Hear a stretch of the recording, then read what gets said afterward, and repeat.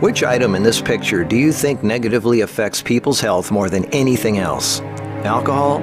Cigarettes? The donut? Hamburger? Sure, they're all pretty bad for you, but most people know that and at least try to limit their intake somewhat to these items, even a little bit. But it's the things we don't think about that can really cause damage. Things we use every day so regularly we don't even think about how its constant use could actually be killing us. The real culprit is the chair. We were given legs for a reason. Most third world cultures don't even have chairs, and they walk an average of 10 miles a day. We in the modern world, on the other hand, spend most of our entire waking days sitting down. People go right from bed to sitting on the toilet, after which they sit at the breakfast table, then they sit in the car as they drive to work and spend the entire day sitting at a desk, only getting up to sit in the toilet and in the cafeteria. Then they sit in the car to drive and sit at the local bar for happy hour. Then when they've had enough of that, they go drive home and spend the rest of the day sitting in a comfortable chair watching TV before they crawl to bed to recover from all the physical exertion that day. And when people go out, they sit at a restaurant or a movie theater. Sitting all day is far worse for you than you might think. A 2010 American Cancer Society study following over 123,000 people from 1993 to 2016 found these alarming results. People who were inactive and sat for over 6 hours a day were 94% more likely to die during the time period studied than those who were physically active and sat less than 3 hours a day.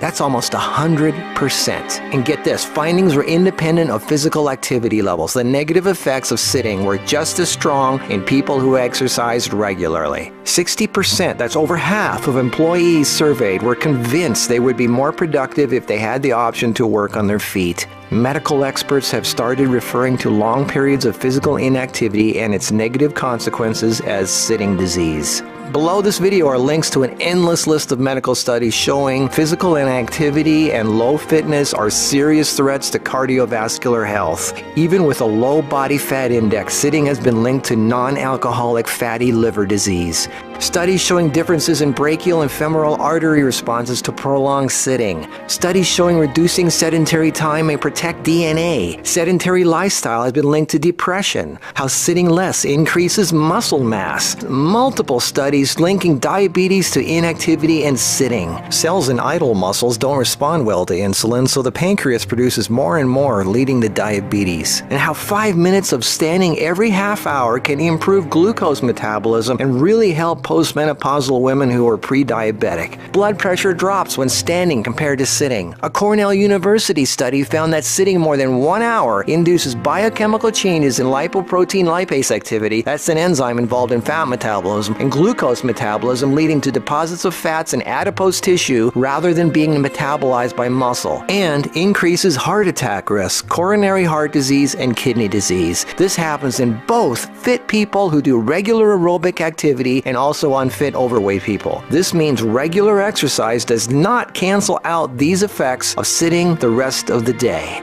Sitting a lot is asking for trouble, no matter who you are. Another study at the University of South Carolina found that men who reported more than 23 hours a week of sedentary activity had a 64% greater risk of dying from heart disease than those who reported less than 11 hours a week. And many of these men routinely exercised. Cholesterol, blood sugar, triglycerides, diabetes, heart disease, and a number of health problems all became apparent. Studies have linked sitting to a greater risk for colon, breast, and endometrial cancers. Sitting for long periods of time can cause blood clots to form, which can travel to the brain, causing a stroke. Speaking of blood clots, lungs are twice as likely to develop pulmonary embolisms. Lack of physical activity leads to hypertension, high blood pressure, sleep apnea, snoring, compression of spinal discs, herniated lumbar discs. The Washington Post reported sitting a lot also causes leg disorders, varicose veins, swollen ankles, deep vein thrombosis, muscle degeneration, hip pain, and worst of all, a limp, sagging rear end because the glute muscles not only don't get used, circulation is cut off from the weight of the whole body pushing down on it. Medical News Today announced that our chairs are slowly but surely killing us.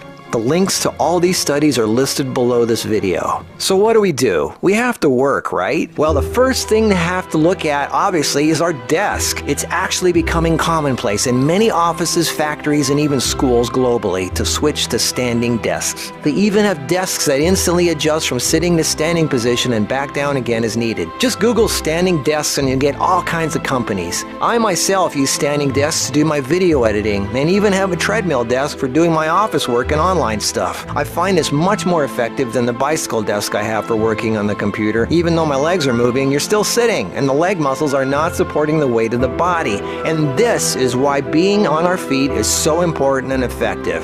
The act of standing requires all kinds of muscles to keep us from falling over. Muscles all over our body are constantly adjusting, tightening, and loosening to keep us balanced, from our feet to our legs to our torso, arms, and neck. That's thousands of muscles, big ones, little ones, constantly working to keep us from falling over. And all this work requires energy, which of course comes from our food, and fat, which doesn't get used if we sit around all day.